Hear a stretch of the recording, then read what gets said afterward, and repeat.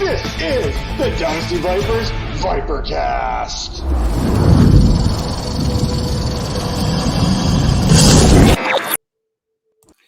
Well, we are going to get right into this. We're going to talk about the quarterback rankings here right now, and we're going to go through this in a little bit of a style here. Quarterbacks 1 through 5, 6 through 10, 11 through 15, and 16 through 32. And we're going to talk through how I got these guys ranked. And Tara and Mage are going to tell me that's good, that's not good, where they kind of feel. I don't think I'm too far off considering what the consensus has for the most part. So diving right into this here, at the quarterback position, no real surprise in the top 5. I mean, Patrick Mahomes, Jalen Hurts, Josh Allen, Lamar Jackson, and Joe Burrow. Now, Major, when you look at those top 5 quarterbacks, is there any of those top 5 quarterbacks that doesn't belong in that top 5 list? Is there something you think should probably drop out of there? No, I think you got it right. I wouldn't really replace anyone in that list. I maybe would move. Yeah, that's a hard one. I want to move Josh to second and put Hurts at 3 and have Lamar. And yeah, so I'll just move those two. I will move Hurts and Allen, I would say. Tara, when you look at that, is there anything that would – are those the top 5 quarterbacks right now in the National Football League as far as fantasy is concerned? You are super low on Justin Fields. So no, I don't agree with you. He's number 5 for me.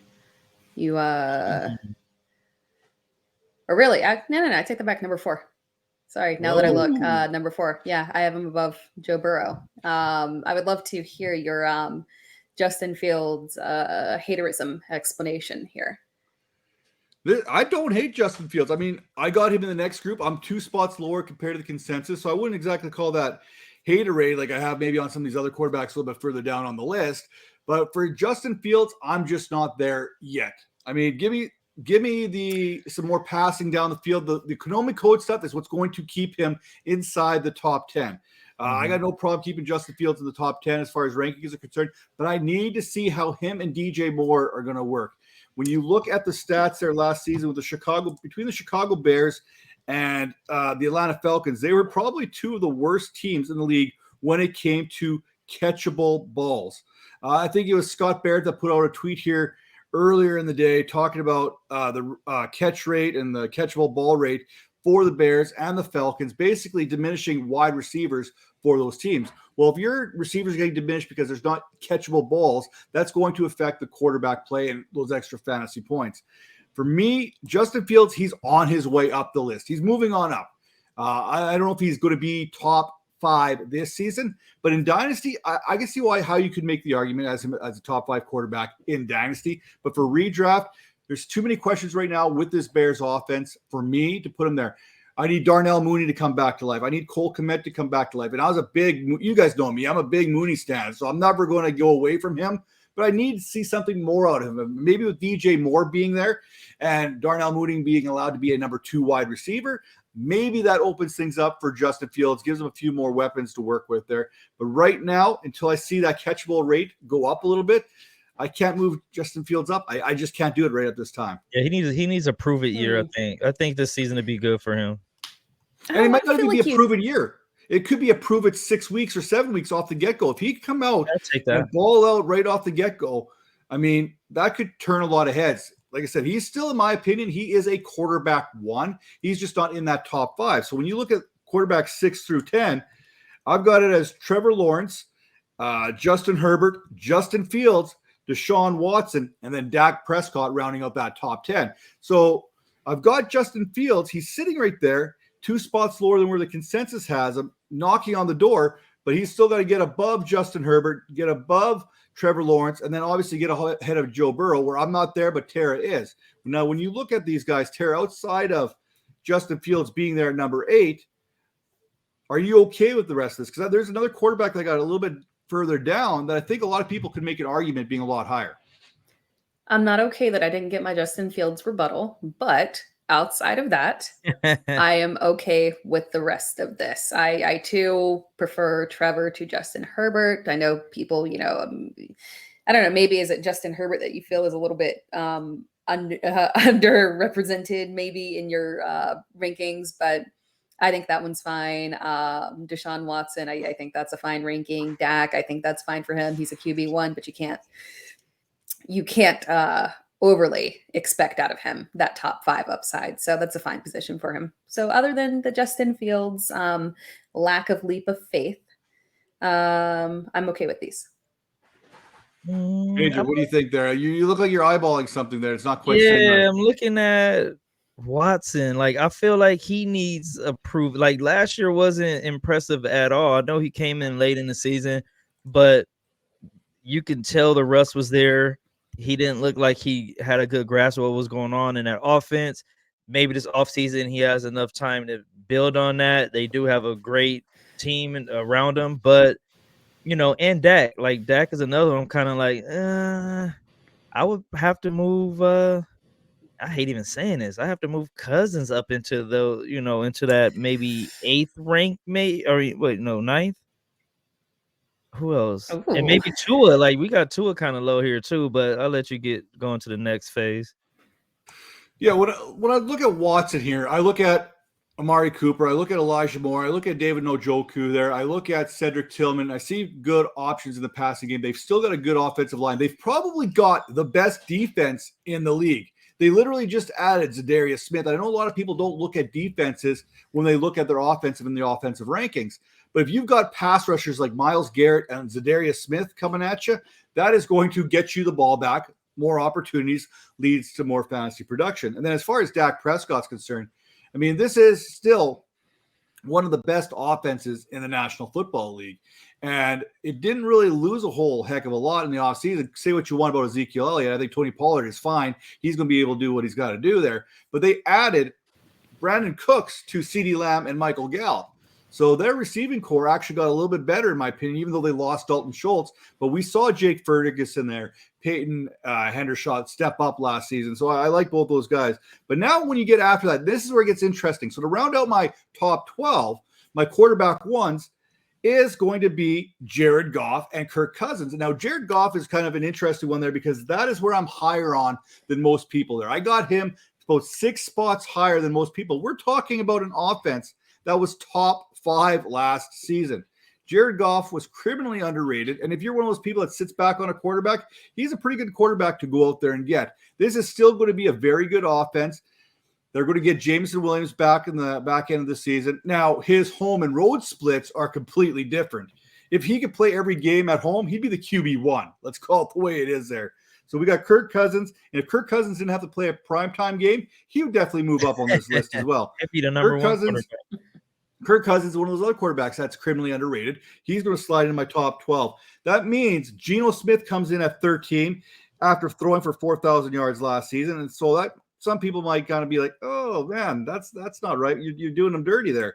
And then, obviously, Aaron Rodgers, Tua Tagovailoa, I would love to move him up. Tyreek Hill, Jalen Waddle. When you got those weapons, you should be moving up. But I still don't trust the health.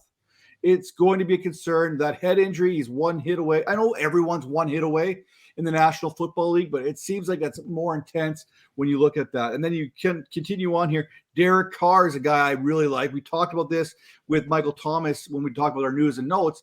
He's going to be throwing to potentially Michael Thomas, but we know he's going to be throwing to Shaheed. We know he's going to be throwing to Olave. We know he's going to be able to give the ball to Kendre Miller and Jamal Williams is going to be there in the backfield. A.T. Perry can step in. There's going to be weapons there for Derek Carr to work with. And then around out the rest, you got Daniel Jones at 17, Anthony Richardson, who I'm a little lower on at number 18. Now, Richardson for me is a very interesting one because he could be one of those quarterbacks that could sneak himself into the top 12 thanks to the Konami code abilities that he possesses. You look at what the coach of the Eagles did last season with Jalen Hurts the year before, he sees exactly the same thing there when it comes to Anthony Richardson. So that always is going to give Richardson an opportunity to slide in there. Now, when I keep on going through the rest of the top 24 here, it's Russell Wilson, Matthew Stafford, a couple of older type quarterbacks there. Russell Wilson, is that receiving core going to stay healthy this season? It wasn't last season. Matthew Stafford, it's him and Cooper Kupp and really nothing else in that Rams offense. Brock Purdy, I want to get in on him, but I don't know where he's going to be when it's all said and done, how quickly he heals from that UCL. Kyler Murray's dealing with some injuries himself, so I'm a little bit lower on him. Bryce Young comes in at 23, and Jordan Love comes in at 24. Tara, when you look at that, who should be higher? Who should be lower? The Daniel Jones disrespect, Matt. You just can't stop with it. I know. You get Vanilla Vic. I got to know better than dishing Vanilla Vic. You got to get behind it because you cannot put a veteran running quarterback behind guys like Derek Carr, like Kirk Cousins, Geno Smith. It's a lock for him to Tara, if he plays. Wait, Tara. Ooh, What? did I get Tara, what did you just say? What? A running quarterback vet? What? He had one of the top speeds last season there before he tripped on his own feet. I feel that was not last season. Let's like can we It seems like it's every season. Let's just replay that. Like, come on, man. Yeah, you can't. He is literally one of the better running quarterbacks in the league. I know it doesn't feel like it. I know it makes you feel uncomfortable saying it. But when you look at his stats and compare them to a guy like Josh Allen, you can't tell me that Daniel Jones is not a running quarterback. He just doesn't have the aggressive passing stats that go along with it and boost it up. But his rushing floor makes him a legitimate lock for a QB1. He will fit if he plays games, if he plays a full season, he is a low-end QB1. That's how it would play out. They would have to dramatically adjust their offense. And the way that they are adjusting it, it seems like they're trying to lean a little bit more into the pass by at least trying to get him some reliable pass catchers in Waller, making the draft with Jalen Hyatt. So they're trying there with him. So I don't see I don't see how this goes back. Yeah, Paris Campbell. I don't see how this rolls back further. I think he will perform as he did last year and maybe just a tiny bit more upside. So, Where do you put him? For me, he is 12. He's a low-end QB1, literally number 12. Yeah. And that puts you right in line with where the consensus is right now. I think like I said, I'm 6 spots lower than him. I think the consensus has him in that 11-12 range. So you're right in there with the consensus. I'm the guy who's kind of bringing that number down a little bit, obviously having him down at 17.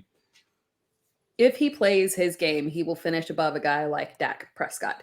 But you take Dak over Daniel Jones because Dak is the much safer pick. He is the steady, stable pick. So that's the justification there. But yeah, if he does exactly as he did last year and there's not regression, and there shouldn't be because he's done nothing but have positive regression as the years have gone on over the past couple of years. So yeah, I'm fine with it. Low end QB1. So Tara, if Saquon Barkley holds out, where do you put Daniel Jones on this list? How big of a difference maker does having Saquon Barkley mean for Daniel Jones? I don't think he will, but if anything, it might mildly increase the way that they rely on him from a rushing standpoint. So I don't think it has an effect. It would not make me move him back because for what he may lose in terms of passing ability, if they try and say we don't have to worry about the run, make Daniel Jones throw it. I think it'll probably, have a nice counteract to it of him just taking off a little bit more. So I think it'll balance out if that does happen. Tara, have you been drinking? You had some wine before you got on the show. What's going on here? No, if he doesn't have Saquon, he's going to get murdered. They're going to pin their ears back and go after that quarterback. They're going to make him throw early. He's going to throw 100,000 picks, and he's going to run all over the field, and he's going to get hurt. He needs Saquon to balance out his ineffectiveness. What's that ineffectiveness, though? Being garbage. Like that's what it is. Is it his completion rating? It ain't that. Oh what's the ineffectiveness? Is it his Tara, interceptions? You will have it's a not great that. completion rating if you're dunking to the running back. Like if you're But he's not. Saquon really did not have a fantastic year in terms of his receptions out of the backfield. Really wasn't that good. That's one of the bones to pick that I have about him. But what about they have other running backs too? Like they was throwing it to and throwing 5-yard passes. He wasn't throwing a ball down the field. It was no receiver to throw it to. Are we gonna slander Richie James and Isaiah Hodgins like that? Darius Slayton. Come on now. It was Slate, the sweetest little ragtag group of guys making it. Now they've got their contracts and everything. Come on. This is a good story. You sound just like New York. You sound like the Giants fans everywhere, every season, just like the Cowboys. Oh my God. preseason champions every year, and then the season starts and we come back to reality. But Matt, can you explain to me why you have my man A. Rich? I love him so much. Anthony Richardson, I think he's going to be a great quarterback, but having him in the top 20 and he hasn't even touched the field yet, I think we're falling in love with the offseason again. Before Matt explains that, let me say, I don't even think that's aggressive, because from what I've seen, people are taking him super early in these mock drafts. They're being like, it's getting very aggressive as people start to feel he is the locked in starter. So I don't even think Matt's aggressive on this one. He won the shorts and shirt competition. Like, he's the greatest quarterback to ever play in the offseason. So, and even having at this point, I don't even think he's going to start for at least half the season. Oh. First off, if I'm not part of the shorts and t-shirt competition, you can't claim no champion. It's that simple, right? I'm going to go there right now. 2, I'm actually lower on Richardson than the consensus. The consensus actually has him as QB 15. I got him at QB 18, so I'm kind of lower on him, and I think he's got one of those higher ceilings, and it's nothing to do with him as a passer. You look at how Lamar Jackson, Jalen Hurts, how they came into the league and still had success and were fantasy relevant off the get-go. It's because of their ability to run the ball. And this may actually hamper Jonathan Taylor and those touches on the 3-yard line where he's getting those rushing touchdowns like Jalen Hurts. Remember, all Jalen Hurts has to do is push forward. The dude can literally push both an offensive and defensive line 2-3 yards, right? We've got that quarterback sneak. Richardson's bigger and stronger. The dude's 244 pounds. He is not a little dude. He's the biggest freak that's ever tested. I mean, he was more of a freak than Vernon Davis, for crying out loud. So I think having him at 18 is actually too low. That being said, other rookies involved, like I said, we had Bryce Young at 23, Jordan Love at 24, and then at 25 was CJ Stroud, Jimmy Garoppolo at 26, Kenny Pickett at 27, Sam Howell at 28, Mac Jones at 29. That hurts me a little bit. Desmond Ridder at 30, Ryan Tannehill at 31, and Baker Mayfield at 32. I don't know what to make out of that group from 26 to 32. It's like shoveling crap from one pile to another and then grabbing that pile and moving to the other side of the barn. That's basically what Garoppolo, Pickett, Howell, Jones, Ridder, Tannehill, and Mayfield all shape out for me. There's nothing in there that I'm like, oh yeah, that's fantastic value there. That's a bona fide number 2 quarterback. Now, Jimmy Garoppolo potentially can move up because he has some options there in the passing game. Jacoby Myers, Devontae Adams. I think Hunter Renfrow is probably not going to be there post June 1st, so that's one less pass catcher for them to have in Las Vegas. But is there any of these quarterbacks, Tara, I'll go to you first, that has the potential to be a set it and forget it quarterback? Remember, Ryan Tannehill just a few years ago was that quarterback. He was a top 12 quarterback. Is there anyone on this list that could surprise? Oh, man. No, I don't think so. And that's not to knock some of these guys, because I'm I feel more positively about Sam Howell than people, but not so positive to the point where I think he has legitimate.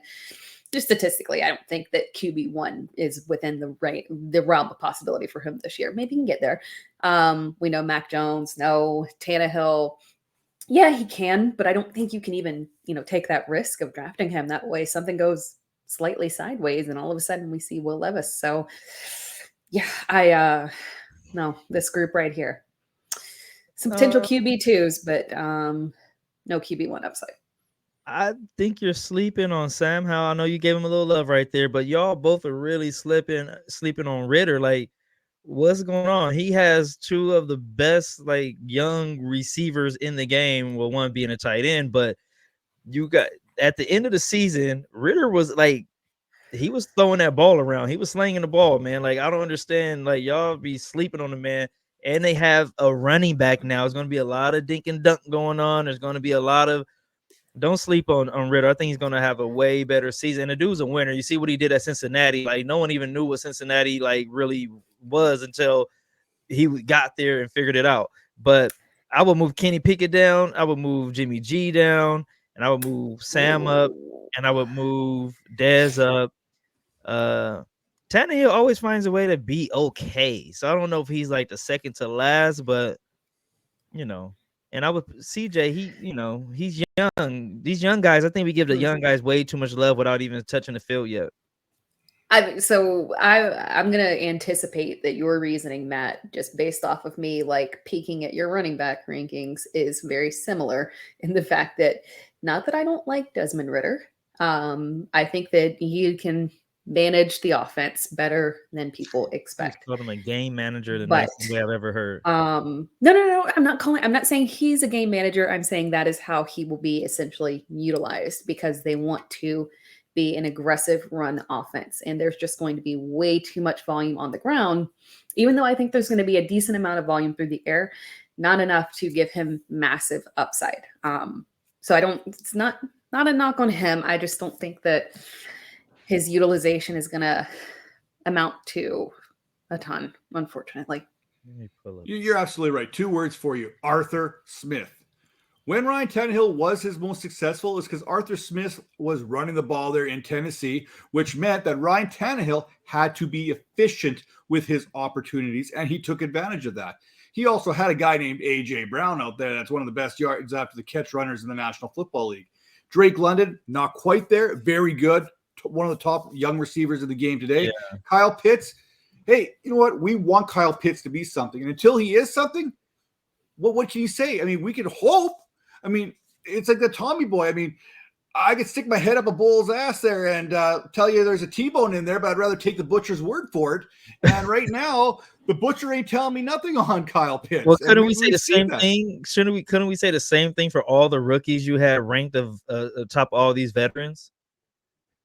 Could we? I'm sure we could, but we could also say that about everybody.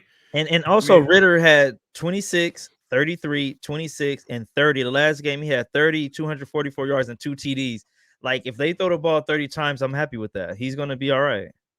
Yeah, but they're going to feed Bijan Robinson.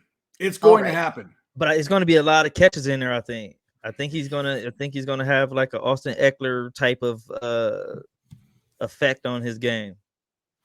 Well, I'd love to sit here and keep on debating the quarterback position because Major has Desmond Ritter as a top 12 quarterback heading into 2023, which I think would be interesting. But just to kind of recap, we've got Patrick Mahomes, Jalen Hurts, Josh Allen, Lamar Jackson, Joe Burrow in the top 5, Trevor Lawrence, Justin Herbert, Justin Fields, Deshaun Watson, Dak Prescott, 6 through 10. 11 through 16 is Jared Goff, Kirk Cousins, Geno Smith, Aaron Rodgers, Tua Tagovailoa, and Derek Carr. 17 through 24 is Daniel Jones, Anthony Richardson, Russell Wilson, Matthew Stafford, Brock Purdy, Kyler Murray, Bryce Young, and Jordan Love. And to round out the top 32 is CJ Stroud, Jimmy Garoppolo, Kenny Pickett, Sam Howell, Mac Jones, Desmond Ritter, Ryan Tannehill, and Baker Mayfield.